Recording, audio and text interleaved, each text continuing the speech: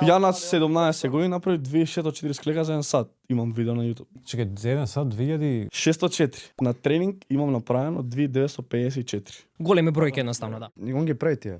После тоа сакав да рушам Гинис рекорд, но се појави не знам човече од каде, од Австралија, не е битно Тоа се кај сеќавам се кој појави. направи ненормален И не резултат. знам 3000 Дефинитивно. кусур склека што стварно нема толку секунди у сатот за можеш ти да направиш тоа склека. Треба не знам у секунда да правиш по 3 склека. И најголемиот проблем што кога правиш такви предизвици, например на сат време кога што правев склекови, мен не ме болеа градите или рамениците. Мене толку ме болеше кичмата од станување, од исправување. Да држиш формата сат време нема како, стварно нема како. Има рекорди например со 10 кила кај што се прават и 700 склека и 8 склека за 1 сат.